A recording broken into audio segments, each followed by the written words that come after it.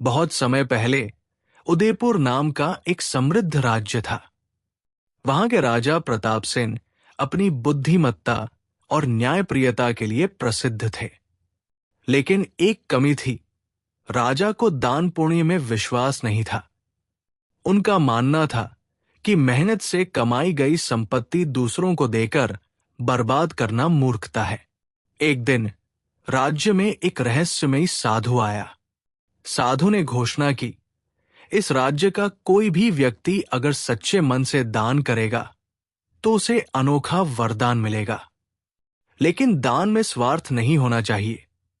ये बात पूरे राज्य में आग की तरह फैल गई। लोग उत्सुक थे कि साधु का वरदान क्या होगा। राजा को यह बात मूर्खतापूर्ण लगी। उन्होंने साधु को बुलाया और कहा, यह सब झूठ है। दान से किसी को क्या वरदान मिल सकता है? साधु ने शांत स्वर में कहा, महाराज, अगर आप मेरी परीक्षा लेना चाहते हैं तो खुद कोशिश कीजिए। एक बार सच्चे दिल से दान करके देखिए। राजा ने चुनौती स्वीकार कर ली। अगले दिन राजा ने राजमहल के बाहर एक दान उत्सव का आयोजन किया। उन्होंने सोने के सिक्के, गहने और रत्न लुटाने का आदेश दिया। लेकिन साधु मुस्कुराते हुए ये सब देखकर बोला, महाराज, ये दान नहीं है, ये दिखावा है। सच्चे दान का मतलब है जो आपके लिए सबसे कीमती हो उसे छोड़ देना। राजा के चेहरे पर उलझन थी। उनके लिए सबसे कीमती क्या था? कुछ दिन बीते। एक रात राजा ने सपना देखा। एक बूढ़ा आदमी उनसे कह रहा था, तुम्हारी असली परीक्षा अब शुरू होगी। जो तुम्हारे पास है वो केवल तुम्हारा नहीं है।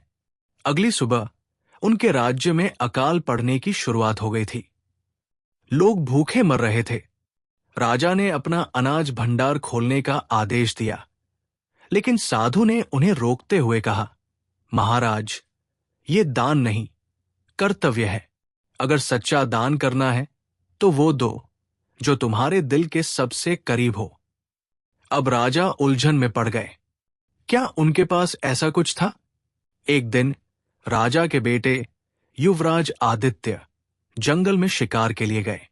रास्ते में उनका सामना एक भूखे बच्चे से हुआ। बच्चे ने उनसे भोजन मांगा। आदित्य ने अपना भोजन उसे दे दिया। जब ये बात राजा तक पहुंची तो उन्हें गर्व महसूस हुआ।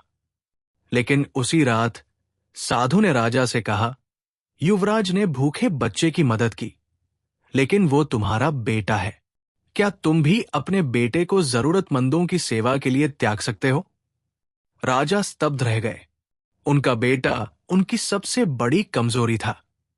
क्या वह उसे राज्य और ऐश्वर्य से दूर भेज सकते थे?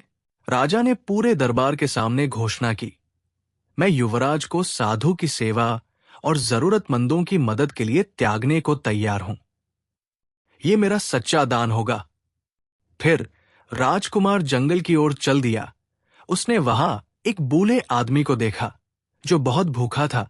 राजकुमार ने अपने थैली में से उसे खाने के लिए भोजन दिया।